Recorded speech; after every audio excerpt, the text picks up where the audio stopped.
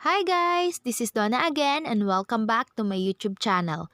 So for today's video, tuturuan ko po kayo kung paano gumawa ng napakasarap na sukang sausawan. And ituturo ko din po sa inyo kung ano ba yung sekreto kung paano natin ito gawin na masarap na siya agad kahit na bagong gawa pa lamang. So wag na nating patagalin, umpisahan na po natin ang paggawa ng sukang sausawan. Ito po yung mga ingredients na kakailanganin natin. Gagamit po tayo dito ng suka, kahit na anong brand pwede nyo pong gamitin. Black pepper, sibuyas, bawang at yung ating sili. Gagamit din po tayo dito ng brown sugar, pwede kayong gumamit ng white. And yung ating salt. So first step, pagsasama-samahin po muna natin lahat ng mga ingredients na sinabi ko sa inyo, except dun sa ating suka.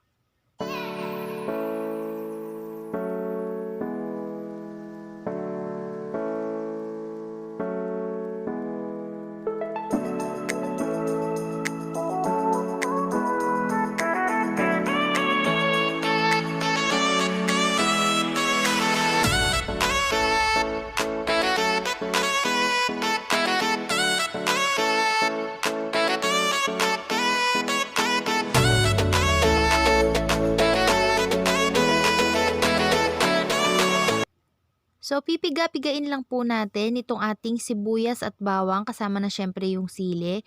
So, papalabasin po natin yung natural juice nitong ating sibuyas at bawang. Yan po yung sikreto para masarap agad yung gagawin nating suka kahit na bagong gawa pa lamang. Alam nyo kasi mga best, mas masarap yung suka kapag medyo matagal na. Kasi po, lumalasa na yung sibuyas at bawang.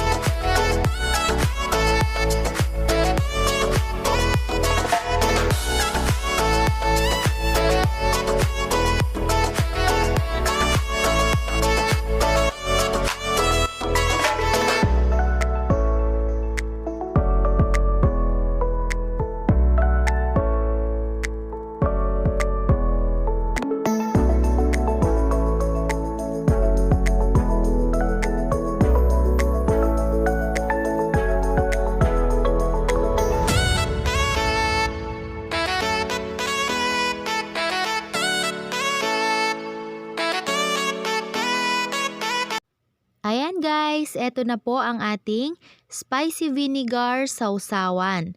So sana po maitry nyo din ito sa inyong mga bahay. Sana po nagustuhan nyo yung ating recipe for today and thank you guys for watching. See you on my next video. Bye!